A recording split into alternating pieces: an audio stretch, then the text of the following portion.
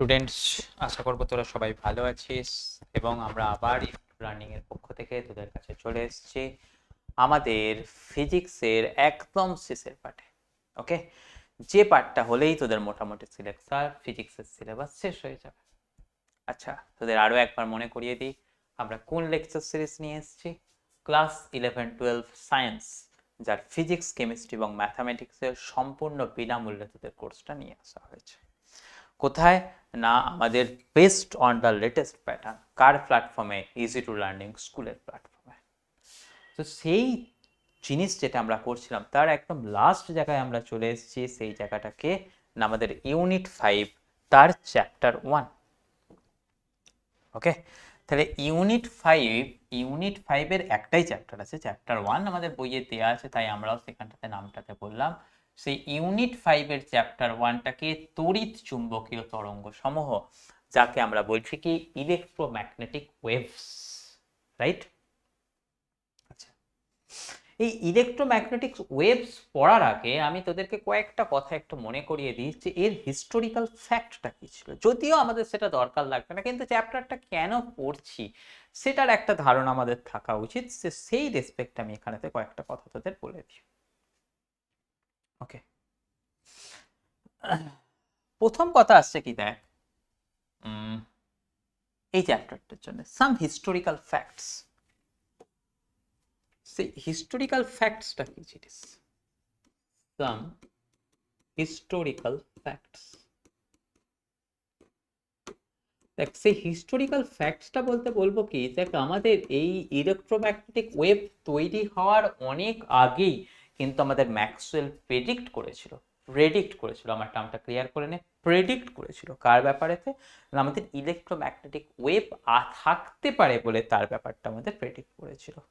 ওকে, তাহলে আমাদের সেই ঘটনাটা কখন ঘটেছিল না 1865। ওকে, ম্যাক্সওয়েল প্রেডিক্টেড।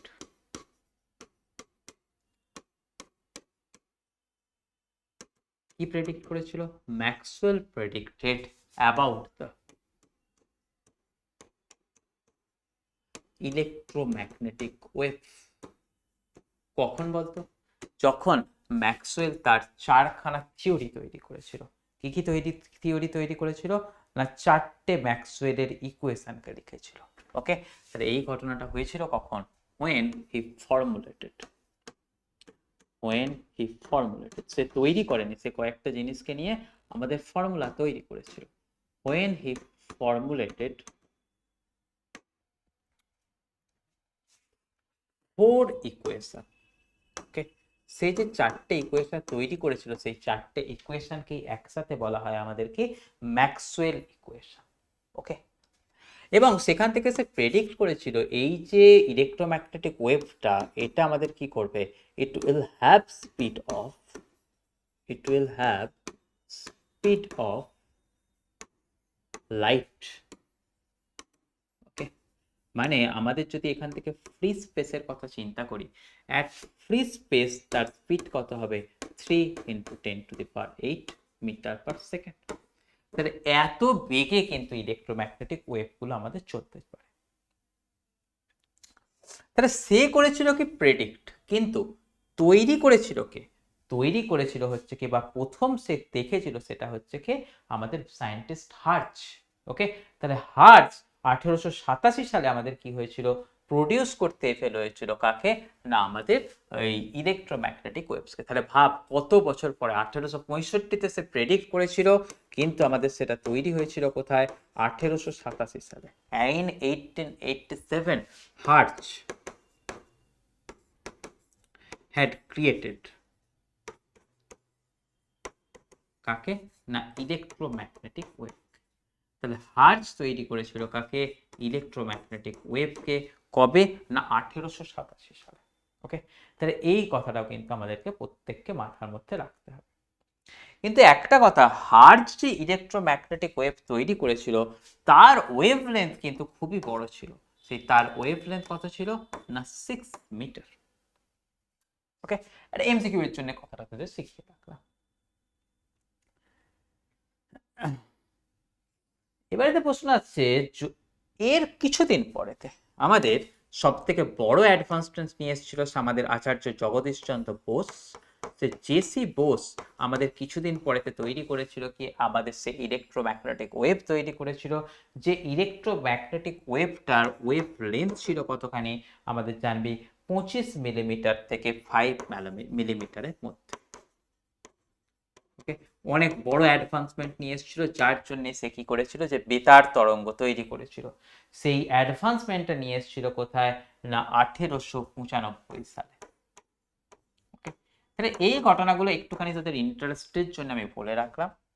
কিন্তু আমি যেটা বলবো, তাদের এই যে ম্যাক্সওয়েলের যে 4টে ইকুয়েশন ছিল, সেই 4টে ইকুয়েশন ছিল কি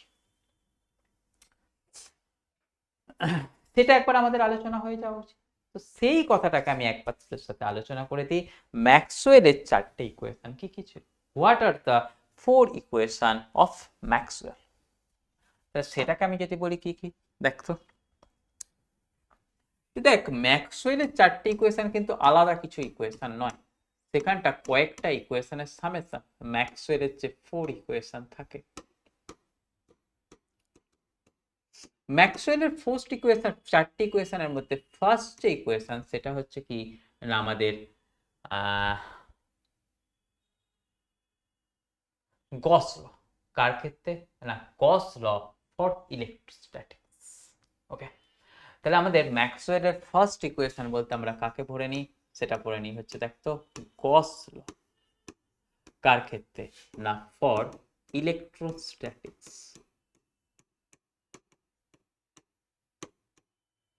তাহলে সেটাই হচ্ছে কি আমাদের ম্যাক্সওয়েলের ফার্স্ট ল। আমাদের গস ল ফর ইলেকট্রোস্ট্যাটিক্সটা আমাদের কি ছিল মনে করে দেখ, সেটা ছিল হচ্ছে flux due to electric field. তার ভ্যালু কত লিখেছিলেন না, উনি লিখিয়ে দিয়েছিলেন সেটা হচ্ছে Q by epsilon naught. Flux due to electric field সেটাকে আমাদের লিখতে পারতাম কি না, close integration of E dot ds, সেটা ইকুয়াল টু উনি লিখতেন কতখানি, কিউ বাই এপসাইলন নট। এটাকে অনেক সময়তে যদি এপসাইলন নটটাকে আমাদের ক্রস মাল্টিপ্লাই করে দেওয়া হয়, তখন আমাদের লিখতে পারি কতখানি, এপসাইলন নট ই ইনটু ডিএস। আচ্ছা, বেসিক্যালি এখান থেকে কিন্তু ডট প্রোডাক্ট আছে, সেটা ইকুয়াল টু কত হয়, কিউ। এপসাইলন নট ই সেটাকেই আমাদের এক কথায় লেখা হয় কি দিয়ে, ডি দিয়ে লেখা হয়, ডি ডট ডিএস, সেটা ইকুয়াল টু লেখা হয় কি কিউ। এটাই আছে কি আমাদের আমাদের গস ল ফর ইলেকট্রোস্ট্যাটিক্স বা ম্যাক্সওয়েলের ফার্স্ট ইকুয়েশন। এখানেতে একটা কথা দেখি যে টি, এই টিটাকে বলা হয় কি ইলেকট্রিক ফ্লাক্স ডেন্সিটি।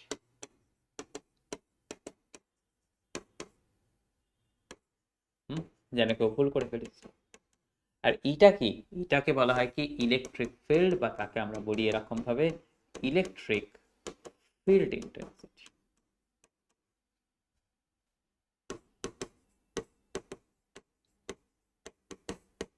হলো, তাহলে এটা চলে গিয়েছিল কি আমাদের গস ল ফর ইলেকট্রোস্ট্যাটিক্স বা ম্যাক্সওয়েলের first law. Second law, second লটা কি ছিল, আর সেকেন্ড লটাকে বলা হতো গস ল।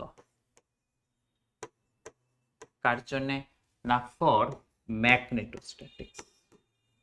গস ল ফর ম্যাগনেটোস্ট্যাটিক্স, সেটাকে আমরা বলতাম কি আমাদের এর সেকেন্ড ল। এটা খুব সহজ ল ছিল। কি ছিল দেখ, এটা ছিল কি flux due to electric field, এটাতে থাকতো কি flux due to magnetic field. তাহলে দেখ, ফ্লাক্স ডিউ টু ইলেকট্রিক ফিল্ডের সময় কত ছিল, নেট চার্জ। তাহলে এখানেতে ম্যাগনেটিক ফিল্ডের সময় তো সেখানটাতে কি থাকবে, নেট পোল স্ট্রেংথ, তাই না? তাহলে এখানটাতে আমাদের উপরটাতে লিখতে হবে কি নেট পোল স্ট্রেংথ।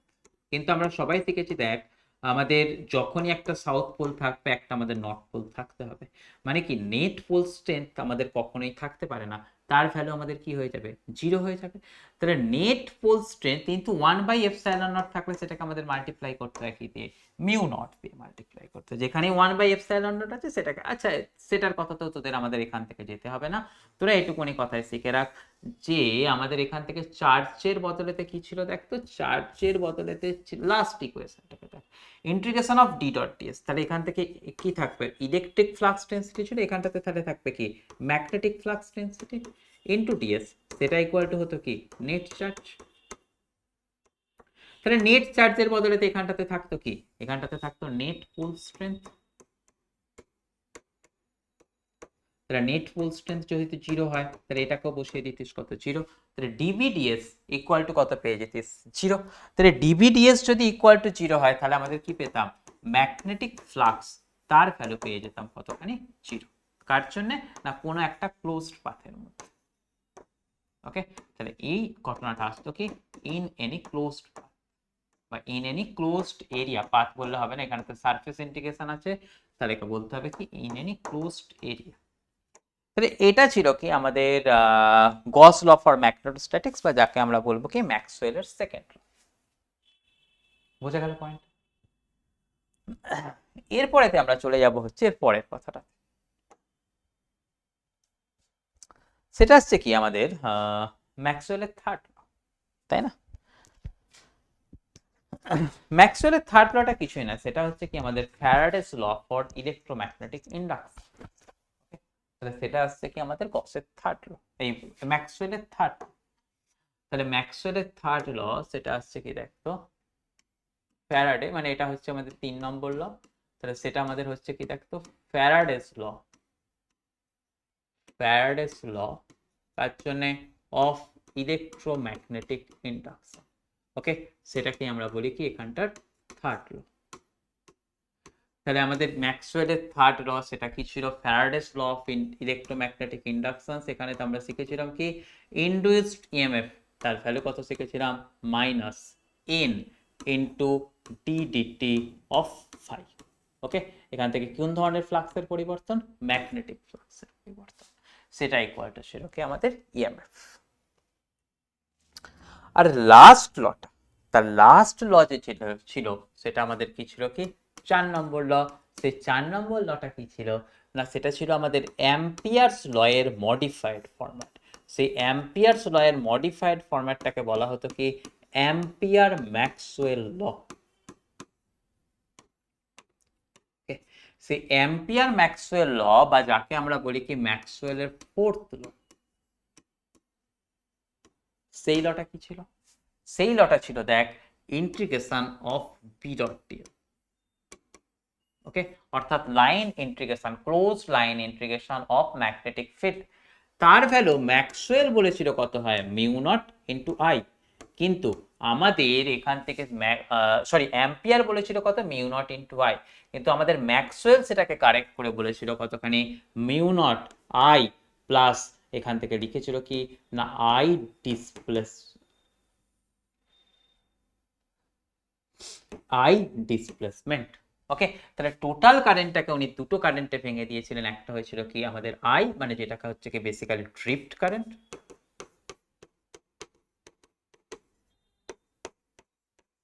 ওকে, বা আরো একটা কারেন্টের পার্টে উনি বলে দিয়েছিলেন, সেটা হয়েছিল কি না ডিসপ্লেসমেন্ট কারেন্ট।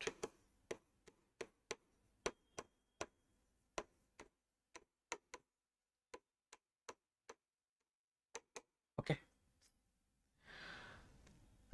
এবারেতে আমাদের এই ডিসপ্লেসমেন্ট কারেন্টটাকে নিয়ে একটুখানি অ্যানালিসিস করে নিতে হবে ছোট্ট করে। ডিসপ্লেসমেন্টের কারেন্টের অ্যানালিসিস করতে গেলে আমাদের করতে হবে কি না, আমাদের একটা ক্যাপাসিটর নিয়ে একটা সার্কিটকে ডিল করতে হবে। ক্যাপাসিটর নিয়ে যে সার্কিটটাকে ডিল করব, আমরা তার ছবিটাকে ড্র করার চেষ্টা করছি। দেখ,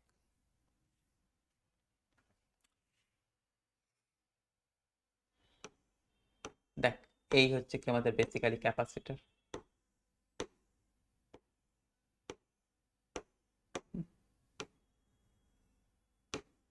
এই ক্যাপাসিটরটার অ্যাক্রস হতে আমি মনে করছি একটা ভোল্টেজ সোর্সকে আমি কানেক্ট করে রেখেছি, রাইট?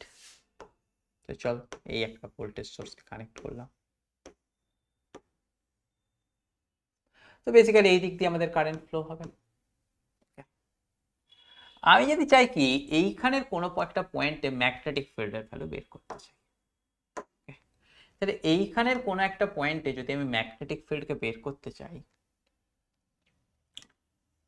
যেটা হচ্ছে পয়েন্ট পি, আমি ধরে নিচ্ছি এই তারটা থেকে সে কত দূরেতে আছে, সেই তারটা থেকে আমাদের আছে কে, সে আর ডিস্টেন্স দূরে আছে।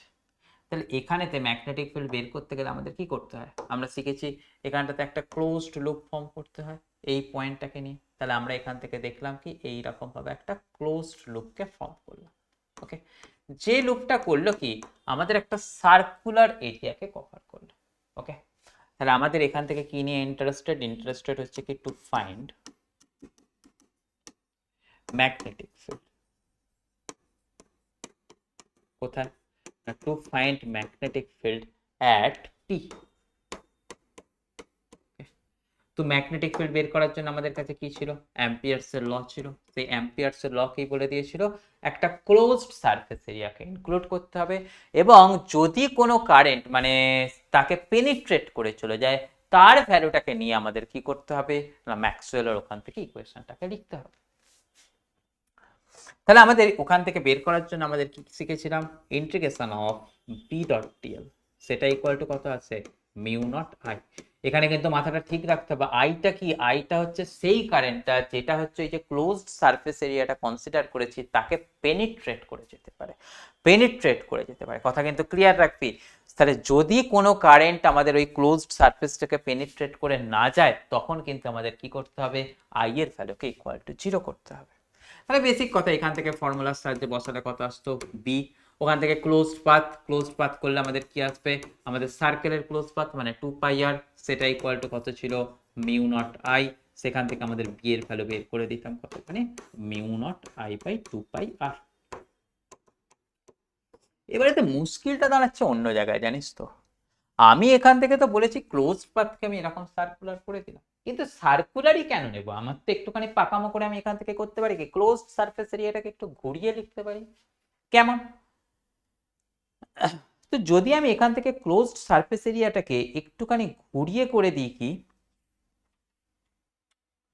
একটা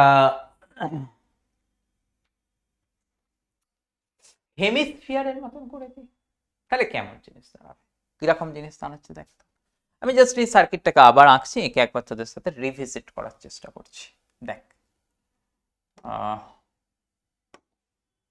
থাকুক এই সার্কিট, এই ক্যাপাসিটর,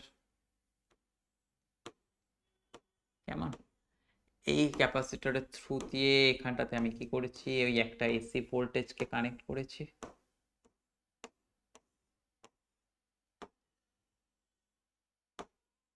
ওকে, এখানটাতে সেই সেম পয়েন্ট পি, পিতে আমরা করব কি আমাদের ম্যাগনেটিক ফিল্ড কত হয় সেটাকে দেখব। কিন্তু এবারেতে আমি যেটা করছি দেখ, এই ক্লোজ সারফেস এরিয়াটাকে আমি কি রকম ভাবে নিচ্ছি? একটা হেমিস্ফিয়ারের মতো নিচ্ছি। আমাদের তো ম্যাক্সওয়েল বলে দেয়নি যে সেটাকে সারফেস এরিয়াটাকে কি নিতে হবে, উনি শুধু বলেছেন কি ক্লোজ সারফেস এরিয়া নিতে হবে। তাহলে আমি যদি এবারেতে একটা হেমিস্ফিয়ার কনসিডার করি তার ছবিটা দেখতে কি রকম লাগবে? তার ছবিটা দেখতে এরকম। তাহলে এখন আমাদের পি পয়েন্টে ম্যাগনেটিক ফিল্ড বের করতে গেলে যদি ম্যাক্সওয়েলের ইকুয়েশন লাগাই, সরি ম্যাক্সওয়েলের ইকুয়েশন বলছি, আমাদের অ্যাম্পিয়ারস ল লাগাই, তাহলে আমাদের সেখান থেকে অ্যাম্পিয়ার ল লাগালে কি চলে আসবে বলতো? সে left side integration of B dot dl, right সাইডে কত ছিল? Mu naught I. আইটা কি ছিল? ওই ক্লোজ সারফেসটাকে পেনিট্রেট করে কে যাচ্ছে? তোরা এবারেতে চিন্তা করে দেখ, এই ক্লোজড সারফেসটাকে কি পেনিট্রেট করে কোনো কারেন্ট যাচ্ছে? এখান দিয়ে তো কোনো কারেন্ট নেই, ফাঁকা জায়গা। তাহলে ফাঁকা জায়গা দিয়ে কারেন্ট যাচ্ছে কি করে? মানে এখান থেকে পেনিট্রেট করে যাওয়া কারেন্টের ভ্যালু লিখবো কত? 0। তাহলে আমাদের তখন সেখান থেকে ম্যাগনেটিক ফিল্ডের ভ্যালু কত পেয়ে যেতাম? 0। কিন্তু তো ঘটনা তা নয়, আমার তো পি পয়েন্টে ম্যাগনেটিক ফিল্ড আছে, তার ভ্যালু কত? মিউ নট আই বাই 2 পাই আর। তাহলে শুধুমাত্র সারফেস এরিয়াটাকে আমি যদি আলাদা করে নিই, তাহলে যদি ম্যাগনেটিক ফিল্ড 0 হয়ে যায় তাহলে আমাকে বলতে হবে কি অ্যাম্পিয়ারস ল ইনভ্যালিড ছিল। তাহলে সেটা তো হতে পারে না। তার মানে নিশ্চয়ই কি এখানটাতে নিশ্চয়ই অন্য কোনো একটা কারেন্ট ফ্লো হচ্ছে, যে কারেন্টটা ফাঁকা জায়গার মধ্যে দিয়ে ফ্লো হয়ে যেতে পারে, অর্থাৎ উইদাউট এনি কন্ডাক্টর ফ্লো হয়ে যেতে পারে। তো সেই কারেন্টটা কে? সেই কারেন্টটা আর কেউ নয়, সেটা হচ্ছে কি ডিসপ্লেসমেন্ট কারেন্ট। ওকে, সেই জন্যে আমাদের ম্যাক্সওয়েল করেছিল কি এই যে ফর্মুলাটা ছিল, এই ফর্মুলাটাতে আই এর সাথে আমাদের একটা ডিসপ্লেসমেন্টের কারেন্টটাকে ইনক্লুড করেছিল। তাহলে এখান থেকে আমাদের এই কথাটা শিখতে গেলে কিসের কথা শিখে নিলাম বলতো? যে ডিসপ্লেসমেন্ট কারেন্ট বলে একটা কারেন্ট আছে।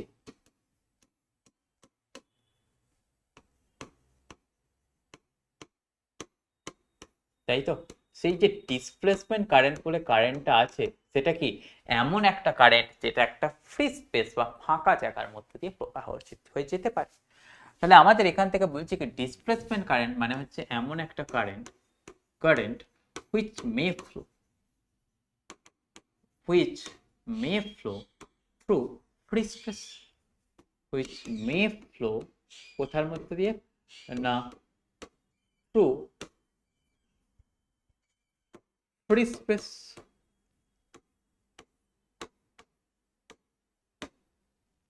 হলো। তাহলে এই ঘটনাটাকে কিন্তু আমি তোদের সাথে ডিসকাশন করলাম। এবারেতে আমার কাছে পয়েন্ট আছে, তাহলে ফ্রি স্পেসের মধ্যে দিয়ে যে কারেন্টটা যায় সেটাকে আমি বললাম কি আই ডিসপ্লেসমেন্ট। তো সেই আই ডিসপ্লেসমেন্ট কারেন্টের ভ্যালু কত সেটা তো আমাদের শিখতে হবে। তো সেটাকে আমি শিখবো কিভাবে? সেটা কি ক্যাপাসিটরের মধ্যে দিয়ে প্রবাহ হয়ে যাওয়া কারেন্ট। তাহলে দেখ ক্যাপাসিটরের মধ্যে দিয়ে যে কারেন্টটা ফ্লো হয়ে যায় সেটাকে আমরা লিখি কি রকম ভাবে ডিকিউ বাই ডিটি, তাই না? তো দেখ আমি সেখান থেকে লিখতে পারবো কত ডিকিউ বাই ডিটি। এবার দেখ আমাদের ডিডিটি, ডিডিটি মানে আমাদের কত শিখেছি, সবাই তো শিখেছি ডিডিটি মানে আমাদের হয় কত, আমাদের কিউ, কিউ মানে আমরা কত লিখি, কিউ মানে আমরা তো লিখি সেটা আসছে কি আমাদের সি ইন্টু ভি, তাই না? তো সেই যে কারেন্টটা সেটাকে আমাদের তাহলে কি লিখতে পারবো? আচ্ছা ঠিক আছে, তোদের এখান থেকে ডিসপ্লেসমেন্ট কারেন্টটাকে এরকম ভাবে শেখালে তোদের একটুখানি তোদের লেভেলে কনফিউজড হয়ে যাবে। আমি তোদেরকে এখান থেকে একটা সহজভাবে শিখিয়ে দিই। দেখ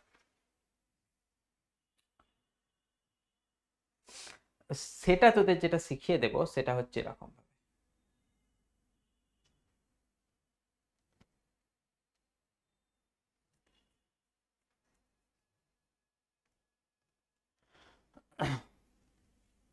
আগে একবার তোরা দেখ যে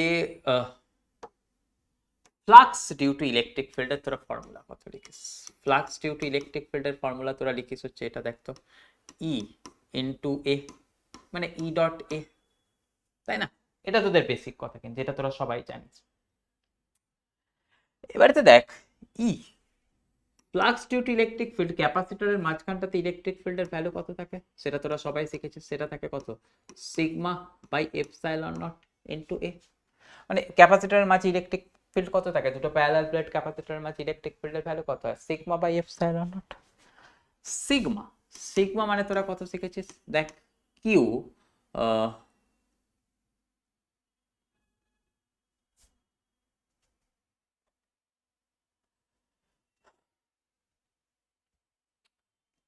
আমরা বাইরে লিখতে পারবো কত Q by area into epsilon naught into area. তাহলে এখান থেকে এরিয়া এরিয়া কেটে যাবে, তাহলে ফ্লাক্সের ভ্যালু যেটা পেয়ে যাবো সেটা পেয়ে যাবো কত দেখতো Q into epsilon not.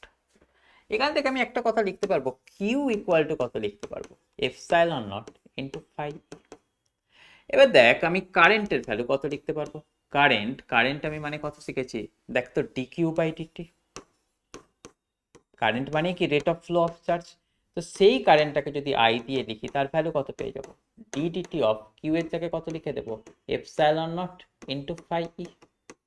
Epsilon naught constant তাহলে তাকে বাইরে বের করে দে, তাহলে এখান থেকে কত পেয়ে যাচ্ছি টি ফাই ই বাই টিটি। এই যে কারেন্টটা এই কারেন্টটাই আর কেউ নয় সেটা হচ্ছে কিন্তু দেখতো ডিসপ্লেসমেন্ট কারেন্ট। তাহলে ডিসপ্লেসমেন্ট কারেন্টের সময় দেখলাম কি change in flux with respect to time আমাদের দরকার, অর্থাৎ ফ্লাক্সের পরিবর্তন দরকার। ওকে, কোন ফ্লাক্সের পরিবর্তন দরকার সেটা আসছে ইলেকট্রিক ফ্লাক্সের পরিবর্তন দরকার। তাহলে আমার এখান থেকে গুরুত্বপূর্ণ পয়েন্ট সেটা আসছে কি দেখতো to get the displacement current, কি লিখলাম যে variation of electric field with respect to time কিন্তু দরকার, ভ্যারিয়েশন অফ ইলেকট্রিক ফ্লাক্স কার রেসপেক্টে with respect to time. Okay, সেটা কিন্তু আমাদের খুবই দরকার। যদি সেটা না হয় তার মানে আমাদের কি দাঁড়িয়ে যাবে, তার মানে দাঁড়িয়ে যাবে যে ডিসপ্লেসমেন্ট কারেন্ট কিন্তু শূন্য। তার মানেটা দাঁড়াচ্ছে কি ক্যাপাসিটরের মাঝে কিন্তু আমাদের যে ফ্লাক্সটা থাকে সেটা কিন্তু হয় কি আমাদের ভ্যারিয়েবল ফ্লাক্স হয়। ওকে, তাহলে সেই কথাটা আমাদের মাথায় রাখতে হবে। তাহলে ডিসপ্লেসমেন্ট কারেন্ট মানে হচ্ছে এমন একটা কারেন্ট যে ফাঁকা জায়গার মধ্যে দিয়ে প্রবাহিত হয় এবং সেই কারেন্ট আমাদের হয় কি সেই কারেন্টটা হয় হচ্ছে আমাদের একটা ভ্যারিয়েবল কারেন্ট। তাহলে আমার এই সরি সেই কারেন্টটা আসে কিসের জন্য না ভ্যারিয়েবল ইলেকট্রিক ফিল্ডের জন্য। তাহলে ডিসপ্লেসমেন্ট কারেন্ট আমি এটাকে তাহলে শিখে নিলাম কি দেখতো কারেন্ট ইন ফ্রি স্পেস, এক নম্বর কথা। মানে কি এখান থেকে একটা কথা রয়ে গেল যে ডিসপ্লেসমেন্ট কারেন্টের কিন্তু কন্ডাক্টর কোনো থাকে না, নো কন্ডাক্টর ইজ রিকোয়ার্ড। ওকে, এবং এটার সাথে এখানটাতে আরো পয়েন্ট কি হলো, সেখানটাতে আসছে কি variation of flux is required, variation of electric flux is required. Variation of electric flux কখন হতে পারে, যদি ইলেকট্রিক ফিল্ডের পরিবর্তন হতে। তাহলে আমাদের এখান থেকে দেখতে আসছে কি এই ডিসপ্লেসমেন্ট কারেন্ট তখনই পাবো যদি কোথাও সময়ের রেসপেক্টে ইলেকট্রিক ফিল্ডের আমাদের চেঞ্জ হয়, change in electric field with respect to time আমাদের থাকে। ওকে, তবেই কিন্তু আমরা ডিসপ্লেসমেন্ট কারেন্ট পাইতে পারি। আর এখানেতে যে এই যে আই ড্রিফটটা ছিল সেটা আমাদের কার মধ্যে দিয়ে কারেন্ট, কন্ডাক্টরের মধ্যে দিয়ে কারেন্ট। সেই ড্রিফট কারেন্টের ভ্যালু কত হয় আমরা সবাই জানি NEF/VT। ওকে, তাহলে দেখ এই যে আমাদের ম্যাক্সওয়েলের ফোর্থ ইকুয়েশন, এখানটাতে আমি এটাকে লিখতে পারবো কি রকম ভাবে, মিউ নট, এখানটাতে গেল কত আই, আই ডিসপ্লেসমেন্টের জায়গাটা আমি কত লিখতে পারবো রে, epsilon naught into d phi E by dt। তার কারণ তো আমি একটু আগেই শেখালাম তোদের, দেখ না এই যে ডিসপ্লেসমেন্ট কারেন্টের ফর্মুলা কত শেখালাম, epsilon naught d phi by dt। তাহলে এই ঘটনাটা কিন্তু আমাদেরকে মাথার মধ্যে রেখে দিতে হবে, যেটা আমি তোদেরকে এখানটাতে শিখিয়ে দিলাম। তাহলে এই চলে গেল কি আমাদের ম্যাক্সওয়েলের চারটি ইকুয়েশন। যে লাস্টের যে ইকুয়েশনটা সেটা ছিল কি আমাদের অ্যাম্পিয়ারস লয়ের মডিফিকেশন, সেই অ্যাম্পিয়ারস লয়ের মডিফিকেশনটাকে আমাদের বলা হয় কি অ্যাম্পিয়ার ম্যাক্সওয়েল ল। ওকে, তাহলে এই রকম ভাবে আমাদেরকে এই ঘটনাটাকে কিন্তু শিখে নিতে হবে। হলো, আমরা এরপরে পরের পার্টটাতে চলে যাব, কি কথায় আসছি।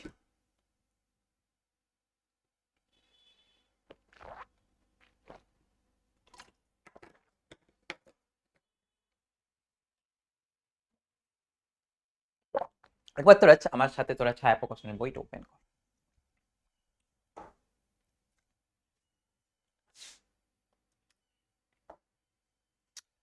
দেখ প্রথম পাতা থেকে যা যা ডিসকাশন আছে তোদের সাথে আমি অলরেডি ডিসকাস করে নিয়েছি। তো তোদের যদি দরকার হয় তোরা এখান থেকে বইয়ের এই যে আমাদের কি বলে এই পেজটা আছে সেটাকে তোরা ডিসকাস করবি, অনেক ডিটেলসে গিয়ে তোদের সাথে ডিসকাশন করে নিয়েছি পেজ নাম্বার 577কে। এরপরে তো চলে যাব কোথায় আমাদের দেখতো পরের পেজ, পেজ নাম্বার 578।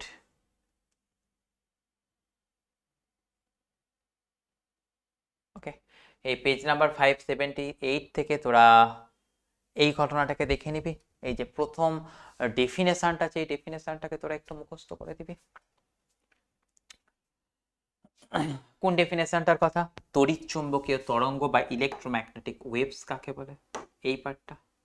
সেটা হচ্ছে কি দেখতো কোন স্থানে পরিবর্তনশীল তড়িৎ ক্ষেত্র এবং চুম্বক ক্ষেত্রের অস্তিত্ব থাকলে সেটি তরঙ্গ রূপে চারিদিকে ছড়িয়ে পড়ে। তাহলে কোথাও ভ্যারিয়েবল ইলেকট্রিক ফিল্ড আর ভ্যারিয়েবল ম্যাগনেটিক ফিল্ড থাকলে সেখান থেকে সেটা আমাদের কি হয় না তরঙ্গ রূপে চারিদিকে ছড়িয়ে পড়ে, সেই ঘটনাটাকে আমাদের বলতে হয় কি তড়িৎ চুম্বকীয় তরঙ্গ। তাহলে এর ডেফিনেশনটা ইম্পর্টেন্ট, করে নিবি তোরা। এরপরে তো দেখ এখান থেকে একটা তোদের কি বলবো একটা তোদের চার্ট দিয়ে দেওয়া আছে। এই চার্টটা কিন্তু আমার সত্যি বলতে কি পড়ানোর কিছু নাই, এই চার্টটা তোদেরকে মুখস্থ করতে হবে, কিছু করার নেই। কিন্তু হ্যাঁ একটা কথা, এই চার্টটা থেকে কিন্তু আমাদের অনেক কম্পিটিটিভ এক্সামেও কোয়েশ্চেন দিয়েছে, অনেক এমসিকিউ হয়। তো তোদের এখান থেকে এই পুরো চার্টটা তোদের করে নিতে হবে, পুরো জিনিসটাকে মুখস্থ করবি। রেডিও ওয়েভের তরঙ্গ দৈর্ঘ্য কোথা থেকে কোথা হয়, তার উৎস কোথা থেকে, তার ব্যবহার কোথা থেকে, প্রত্যেকটা পার্টকে মুখস্থ করবি। আমি খালি একটা কথা বলে দিতে পারি, এর মধ্যে যে মাইক্রোওয়েভ আছে মাইক্রোওয়েভের তরঙ্গ দৈর্ঘ্য এবং তার ব্যবহারটা একটা ইম্পর্টেন্ট, প্রত্যেকটা পার্টকে কিন্তু মুখস্থ করবি। অবলেহিত তরঙ্গের পার্টটাও কিন্তু আমাদের একটা ইম্পর্টেন্ট পার্ট, সেটাকে তোরা মুখস্থ করবি। আমার সত্যিই কিন্তু এখানে কিন্তু বলে দেওয়ার কিছু নেই, এটা কিন্তু তোদের টাস্ক।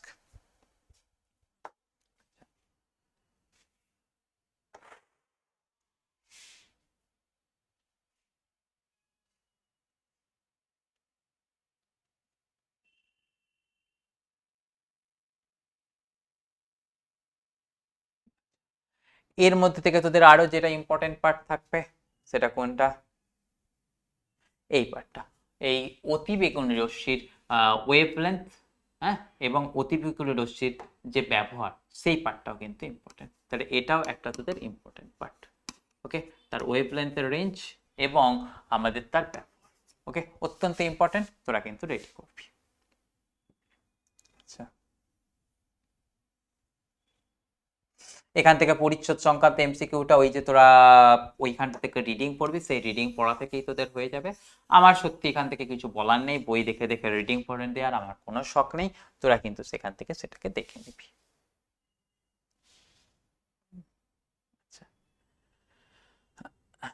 এবারেতে আসছে কি দেখতো, এলসি স্পন্দকের সাহায্যে আমাদের তড়িৎ চৌম্বকীয় তরঙ্গের উৎপাদন। ওকে, তো তার ছবিটা আমাদের কোথায় আছে দেখ, নিশ্চয়ই তার পরের পাতায় থাকবে, এখানটাকে এই ঘটনাটাকে দেখে নি। দেখ,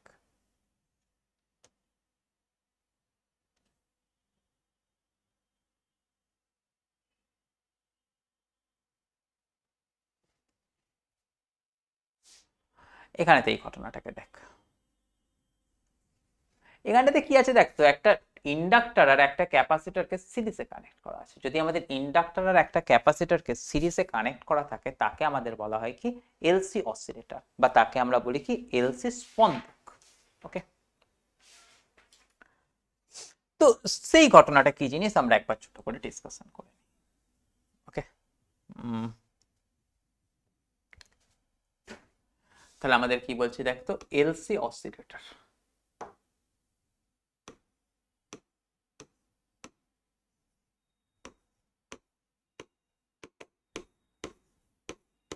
এলসি অসিলেটরেতে কাজ কিছু নেই, আমাদের একটা ইন্ডাক্টর আর ক্যাপাসিটরকে আমাদের সিরিজেতে কানেক্ট করে রাখতে হবে, যেরকম আমাদের ওখান থেকে রেখেছে। সিরিজেও থাকতে পারে, আমাদের প্যারালাল হলেও সেই একই ফাংশন। তো আমার সেটার ক্ষেত্রে কোনো অসুবিধা নেই, আমাদের বইয়েতে যে ছবিটা দিয়ে দেওয়া আছে সেই বইয়ের ছবিটাকেই কিন্তু তোরা একদম রেডি করবি। কিরকম আমাদের ছবি দিয়ে দেওয়া আছে না, এলসি অসিলেটরের মধ্যে দেখ এই একটা ক্যাপাসিটর দিয়ে দেওয়া আছে, সেই ক্যাপাসিটরের সাথে আমাদের কি করা হয়েছে না, সেই ক্যাপাসিটরের সাথে আমাদের পাশে একটা ইন্ডাক্টরকে কানেক্ট করা আছে। সেই ইন্ডাক্টরটাকে যেটা কানেক্ট করেছি তার সাথে আমাদের করেছি কি একটা পরিবর্তী প্রবাহ বা এসির ভোল্টেজ সোর্সকে আমি কানেক্ট করে দিয়েছি। ওকে, এই কাজটাকে আমি এখানটা থেকে কমপ্লিট করেছি। এবার দেখ, এই যে আমরা এই এসির পার্টটাকে কমপ্লিট করেছি, এই এসি দেওয়ার পরেতে আমাদের দেখতে পাবো কি এই ইন্ডাক্টরের অ্যাক্রসেতে কি তৈরি হবে, আমাদের ইন্ডাক্টরের অ্যাক্রসেতে আমাদের ফ্লাক্সের পরিবর্তন হবে। সেই ফ্লাক্সের পরিবর্তন যেটা হচ্ছে সেটাকে যদি আমি একটা, সেই ইন্ডাক্টরের যে কাজটা তৈরি হচ্ছে সেটাকে আমি যদি এখান থেকে একটা পাশে আমাদের একটা ট্রান্সফরমার নিই, সেই ট্রান্সফরমার নিয়ে যদি আমি সেটাকে আউটপুট সাইডেতে কানেক্ট করি, ওকে, তো আউটপুট সাইডেতে কানেক্ট করে যদি সেটাকে আমি একটা অ্যান্টেনার সাথে ফিট করে দিই, ওকে, যদি সেটাকে আমি কি করি তাহলে একটা অ্যান্টেনার সাথে ফিট করে দিই। ওকে, অ্যান্টেনা মানে কিসের কথা না, একটা তোদের ওই সিম্পল রডের মতো এই যে একটা ধর অ্যান্টেনার সাথে ফিট করে দিই। তো যদি আমি তাই করি, সেই পার্টটাকে একটা অ্যান্টেনার সাথে ফিট করে দিই, সেখান থেকে আমরা দেখতে পাবো কি একটা চল তরঙ্গ তৈরি হচ্ছে। ওকে, চল তরঙ্গ মানে কি, সেখান থেকে একটা ওয়েভ জেনারেট হবে, যে জেনারেটেড ওয়েভটা আমাদের কি আসবে এরকম ভাবে চারিদিকে ছড়িয়ে পড়বে। এই ফাংশনটা আমাদের কোথায় হয় না, একটা এলসি অসিলেটরের মধ্যে হয়। কেন হয় তার রিজন তোদের আমাদের পড়তে হবে না, কিন্তু এই সার্কিটরিটাকে তোকে কিন্তু পড়তে হবে। তাহলে দেখ এখান থেকে এই যে ছোট্ট পার্টটা, এই যে পার্টটা তৈরি হয়েছে, ওকে না, এই যে পার্টটা তৈরি হয়েছে, এই পার্টটা কি আমাদের একটা ট্রান্সফরমারের মতো কাজ করছে। তাহলে এইখানটা থেকে এই পার্টটাকে তোরা লিখে দিবি কি এটা হচ্ছে কি আমাদের ট্রান্সফরমার। ওকে, এটুকুনি কাজ তোদের শিখে নিতে হবে। এখান থেকে যে ওয়েভটা তৈরি হচ্ছে এই ওয়েভটা কি না, এখান থেকে এই ওয়েভটা হচ্ছে ইলেকট্রোম্যাগনেটিক ওয়েভ। এখানেতে যে আমাদের এই যে আমাদের ওই দুটো দাঁড়ি মতন কেটে দিয়েছে, এখান থেকে তারটা সেই দিকটাতে একটা পার্ট চলে গেছে, এটা একটা চলে গেছে, এটাকে আমাদের বলা হয় কি ডাইপোল অ্যান্টেনা।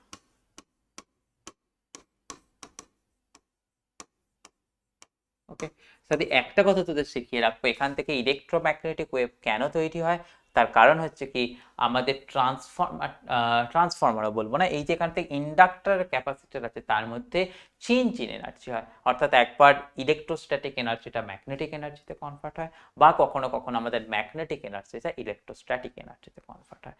তো বারবার এই পরিবর্তনের ফলে আমাদের সেখানটাতে কি তৈরি হয় না, আমাদের এই ইলেকট্রোম্যাগনেটিক ওয়েভটা তৈরি হয়েছে। ওকে, তাহলে এই কথাটুকু বেসিক কথা তোদের সেটুকুনি খালি শিখতে হবে। আচ্ছা,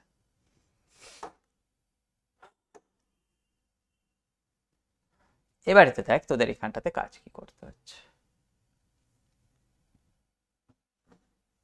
এই কয়েকটা পয়েন্ট ছোট ছোট দেখে নিতে হবে যে তড়িৎ চুম্বকীয় তরঙ্গের বৈশিষ্ট্য কি কি। ওকে, যে তোদের দেখ 1 নম্বর বৈশিষ্ট্য হচ্ছে কি,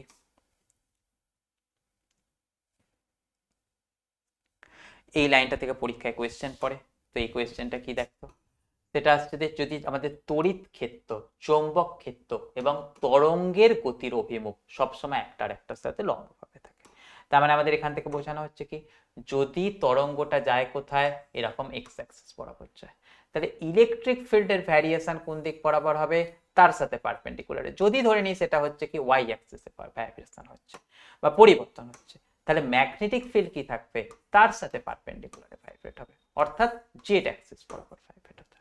তাহলে দেখে নিলাম কি, দেখ ইলেকট্রিক ফিল্ড, ম্যাগনেটিক ফিল্ড এবং ওয়েভটা একটা আর একটার সাথে পারপেন্ডিকুলার ডিরেকশনেতে আছে। যেহেতু একটা আর একটার সাথে এরকম ভাবে পারপেন্ডিকুলার ডিরেকশনেতে আছে, তাই এটাকে আমাদের বলা হয় কি তির্যক তরঙ্গ, বা আমাদের ইংরেজিতে বলা হয় কি ট্রান্সভার্স ফিল্ড, বাকি আমরা বলি কি ট্রান্সভার্স ইলেকট্রোম্যাগনেটিক ওয়েভ। ওকে, তাহলে আমাদের এই কথাটাকেও আমাদের কিন্তু গুরুত্বপূর্ণ কথা, সেটাকেও শিখে নিতে হবে। এখানেতে যে ইএম ওয়েভটা তৈরি হয়, সেই ইএম ওয়েভটা কি ট্রান্সভার্স, মানে কি তির্যক, ট্রান্সভার্স ইলেকট্রোম্যাগনেটিক ওয়েভ। ওকে, আচ্ছা, তরঙ্গটা চৌম্বক ক্ষেত্রে পরিবর্তনশীল বলে সেটুর সাথে লম্বভাবে তড়িতাবেষ্ট হয়। আচ্ছা দেখ, এটার পয়েন্টটা তোদের এখান থেকে অতটা ডিসক্রাইব করার দরকার নেই, এটা তোদের ঠিক আছে, এটাকে তোরা বাদ দিতে পারিস। ওকে, আমরা চলে যাব কোনটাতে, দেখ তো তারপরের ছবিটাতে।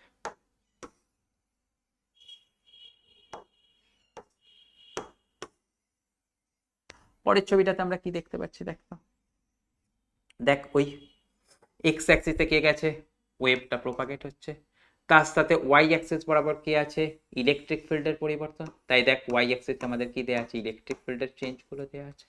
আর জেড অ্যাক্সিসেতে কার পরিবর্তন দেয়া আছে, দেখতেই পাচ্ছি জেড অ্যাক্সিসে ম্যাগনেটিক ফিল্ডে আছে, অর্থাৎ একটা আর একটার সাথে পারপেন্ডিকুলারে আছে, সেই কথাটাকে আমাদের এখান থেকে আমাদের লিখে দিয়েছি। হলো, আচ্ছা, এরপরেতে চলে আসবো পরের কথা।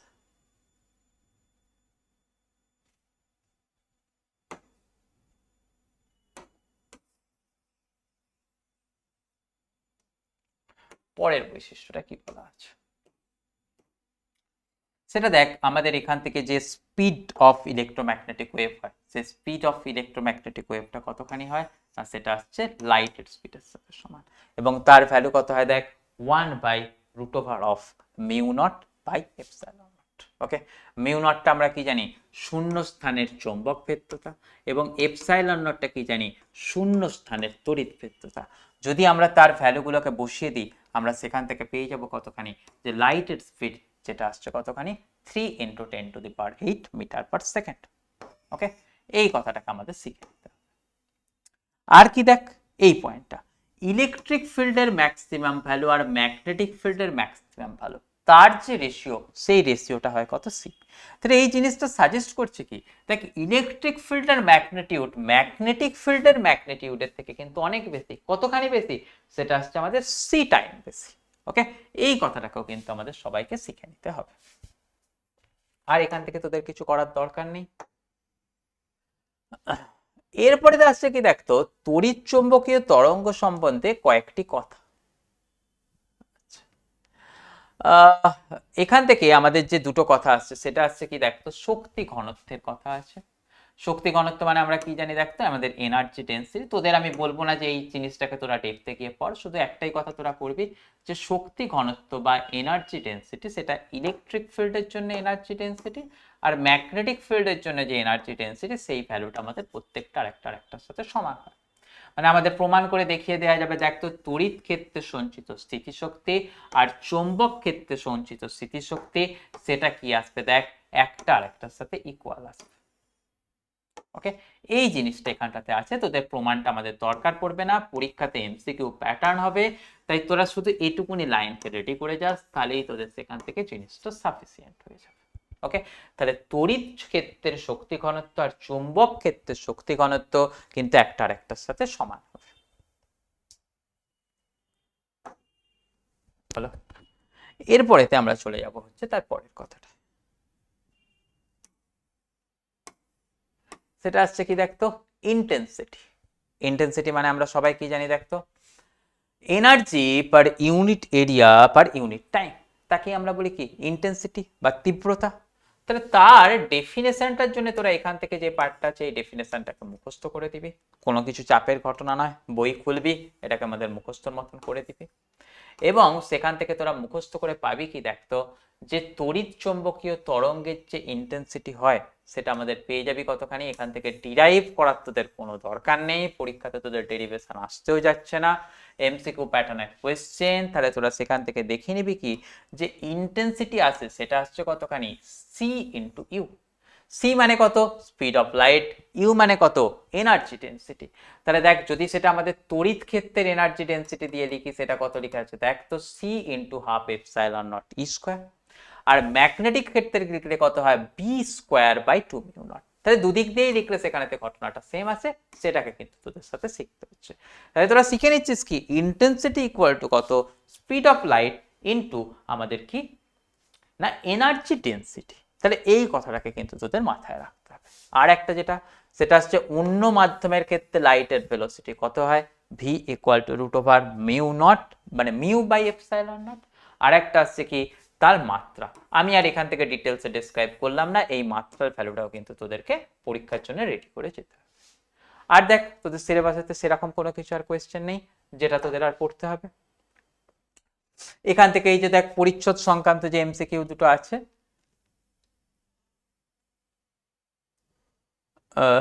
সেই এমসিকিউ দুটোকে তোরা পরীক্ষার জন্য রেডি করে যাস। ওকে, এটা তোরা মাথায় রাখবি কি ইম্পর্টেন্ট। সব থেকে মজার জিনিস, এই চ্যাপ্টারটা কিন্তু খুবই সহজ চ্যাপ্টার, ছোট চ্যাপ্টার, একটা ক্লাসের মধ্যে আমরা পুরোটা কমপ্লিট করে নিতে পারলাম। এটা ছাড়া কিন্তু আর তোদের এইখান থেকে সেরকম কিছু ঘটনা দেখতে হবে না। তাহলে এই ঘটনাটাই হয়ে গেল। তোদের ছিল কি আমাদের পুরো সিলেবাস যেটা আমাদের ইজি টু লার্নিং এর পক্ষ থেকে তোদেরকে কমপ্লিট করিয়ে দেবো বলেছিলাম, সেই জিনিসটাকে কমপ্লিট করিয়ে দিলাম। এবং দেখ আগেও বলেছি আবারও বলছি, এই পুরো জিনিসটা তোদেরকে কিন্তু আমরা বিনামূল্যে দিলাম, একটা কেউ তোরা বলতে পারবি না যে আমরা এখান থেকে কোয়ালিটির সাথে কোনো কম্প্রোমাইজ করেছি। পুরো সিলেবাস তোদের বই ধরে পড়িয়ে দেওয়া রইলো। এরপরে তো যদি কারোর কোনো কিছু জায়গাতে ইস্যুস থাকে তোরা আমাদের সাথে আসিস, আমাদের কামিং ডেসেতে আমাদের এবিটি এর টেস্ট পেপারের সলিউশন নিয়ে তোদের সামনে আমরা হাজির হয়েছি। সেখানে তো আমরা তোদের সাথে কোয়েশ্চেন সলভ করাচ্ছি, তোরা সেগুলোকে সলভ করার চেষ্টা করিস আমাদের সাথে, তোদের কিন্তু অনেক ভালো হবে।